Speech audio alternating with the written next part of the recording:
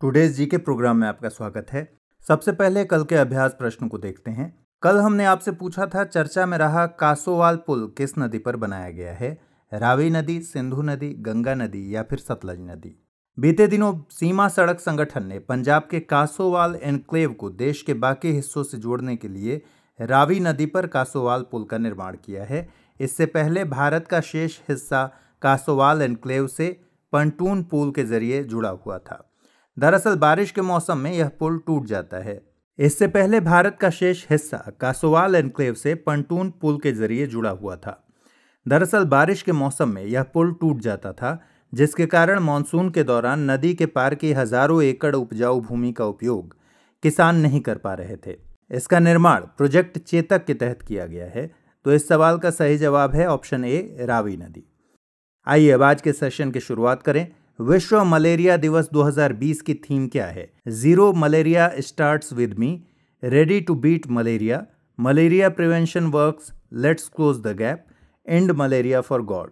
हर साल 25 अप्रैल को विश्व मलेरिया दिवस मनाया जाता है। इस बार की थीम है जीरो मलेरिया स्टार्ट्स विद मी, यानी कि ऑप्शन ए सही उत्तर है। अब कुछ और जानकारियां देखते हैं। WHO के अनुसार यह दिन मलेरिया की रोकथाम और नियंत्रण के लिए निरंतर निवेश एवं राजनीतिक प्रतिबद्धता की आवश्यकता को उजागर करने का एक अवसर है। आपको बता दें कि विश्व मलेरिया दिवस का विचार अफ्रीका मलेरिया दिवस से आया है। दरअसल अफ्रीकी देशों में 2001 से ही अफ्रीका मलेरिया दिवस मनाया जाता था। WHO ने 2007 में अफ्रीका मलेरिया दिवस का नाम बदलकर विश्व मलेरिया दिवस रख दिया था। 2008 में पहली बार विश्व मलेरिया दिवस मनाया गया। Ready to beat malaria, malaria prevention works, let's close the gap तथा एंड मलेरिया फॉर गॉड क्रमशः विश्व मलेरिया दिवस 2018, 2017 और 2016 की थीम थी। आपको बता दें कि विश्व मलेरिया दिवस 2019 की भी theme zero malaria starts with me ही थी। तो ये बहुत ही इंपॉर्टेंट पॉइंट है कि 2019 की theme zero malaria starts with me ही थी और 2020 की भी थीम यही है। तो इस तरह सही उत्तर है option A, zero malaria starts with मी। अगला सवाल, प्रकृति डैशबोर्ड का निर्माण किस संस्था ने किया है? IIT Bombay, IIT Kanpur, IIT Kharagpur या फिर IIT दिल्ली? IIT दिल्ली ने भारत में कोविड-19 के प्रसार को ट्रैक करने और भविष्यवाणी के लिए एक वेब आधारित डैशबोर्ड विकसित किया है। इस डैशबोर्ड का नाम है PRACRITI। प्रकृति का पूरा नाम prediction and assessment of corona infections and transmission in India है। डैशबोर्ड स्वास्थ्य एवं परिवार कल्याण मंत्रालय, राष्ट्रीय आपदा प्रबंधन प्राधिकरण और विश्व स्वास्थ्य संगठन से उपलब्ध आंकड़ों के आधार पर हर जिले और राज्य के लिए R0 का मान बताएगा। दरअसल R0 यह बताता है कि वायरस एक संक्रमित व्यक्ति से कितने लोगों में फैल सकता है। R0 के मान की मदद से बीमारी के प्रसार की भविष्यवाणी की जा सकेगी। तो इस तरह सही ऑप्शन है ऑप्शन डी, IIT दिल्ली। अगला सवाल, हाल ही में चर्चा में रहा शब्द एंथूरियम क्या है? जीवाणु, बीमारी, दवा या फिर फूल? केरल की डी वासिनी बाई ने क्रॉस पॉलिनेशन के जरिए अधिक बाजार मूल्य वाले फूल एंथूरियम की 10 किस्मों को तैयार किया है। एंथूरियम या एंथूरियम SPP रंगों की एक व्यापक श्रृंखला में पाए जाने वाले सुंदर पौधों का एक विशाल समूह है। घरों के भीतर रखे जाने वाले सजावटी पौधों के रूप में इसका उपयोग होता है। यह हवा को शुद्ध करता है और हवा में पाए जाने वाले फॉर्मल्डिहाइड, अमोनिया, जाइलीन जैसे हानिकारक रसायनों को भी हटाता है। दरअसल हवा से जहरीले पदार्थों को हटाने की खासियत के कारण नासा ने इसे एयर प्यूरिफायर पौधों की सूची में रखा है। बेहद खूबसूरत होने और विशिष्ट गुणों के कारण एंथूरियम की आर्थिक अहमियत बहुत ज़्यादा है। तो इस प्रश्न का सही जवाब है ऑप्शन डी, फूल। अगला सवाल देखते हैं। निम्न में से किस रोग को हॉग हैजा के नाम से भी जाना जाता है? Bird flu, swine flu, classical swine fever, Spanish flu?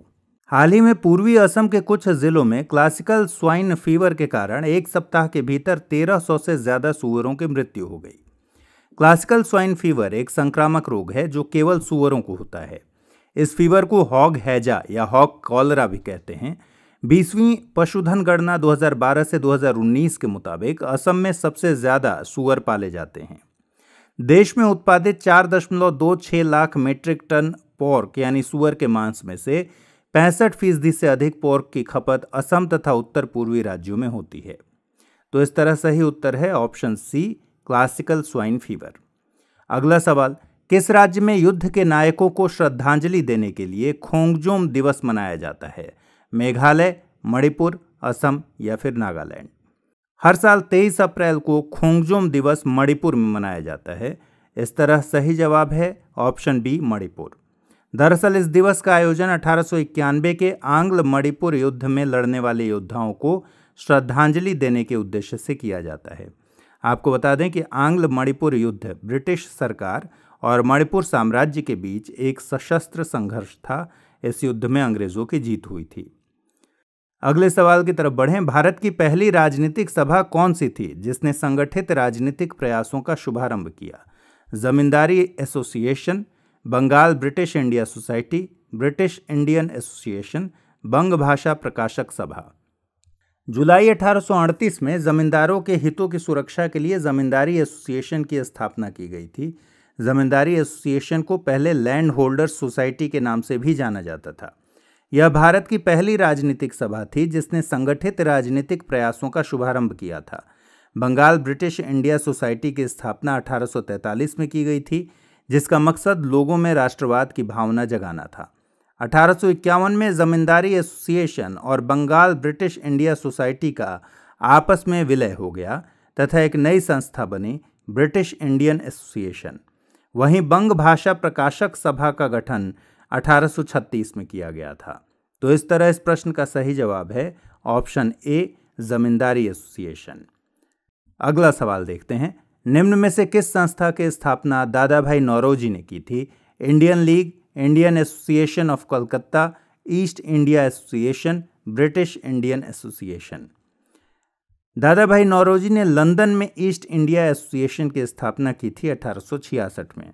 इसका मकसद था भारत के लोगों की समस्याओं से ब्रिटेन को अवगत कराना।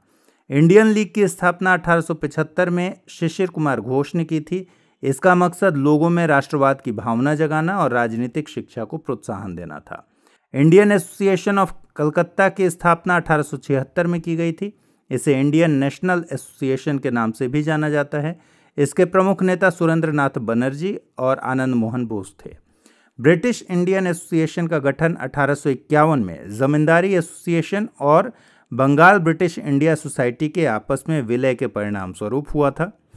ब्रिटिश इंडियन एसोसिएशन ने ब्रिटेन की संसद को प्रार्थना पत्र भेजकर अपने कुछ सुझावों को कंपनी के नए चार्टर में शामिल करने की अपील की थी। अगला सवाल, निम्नलिखित में से कौन सही सुमेलित नहीं है? पूना सार्वजनिक सभा 1867, बॉम्बे प्रेसिडेंसी एसोसिएशन 1885, मद्रास महाजन सभा 1884 या फिर इंडियन लीग 1876। एमजी राणाडे यानी महादेव गोविंद राणाडे ने 1867 में पूना सार्वजनिक सभा का गठन किया था।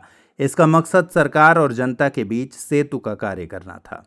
इस तरह पहला ऑप्शन बिल्कुल सही सुमेलित है। बॉम्बे प्रेसिडेंसी एसोसिएशन की स्थापना 1885 में की गई थी। इसका श्रेय बदरुद्दीन तैयबजी, फिरोज शाह मेहता और केटी तैलंग को जाता है। तो दूसरा ऑप्शन भी सुमेलित है। मई 1884 में एमवी राघवाचारी, बीएस अय्यर और पी आनंद चार्लू ने मद्रास महाजन सभा का गठन किया था।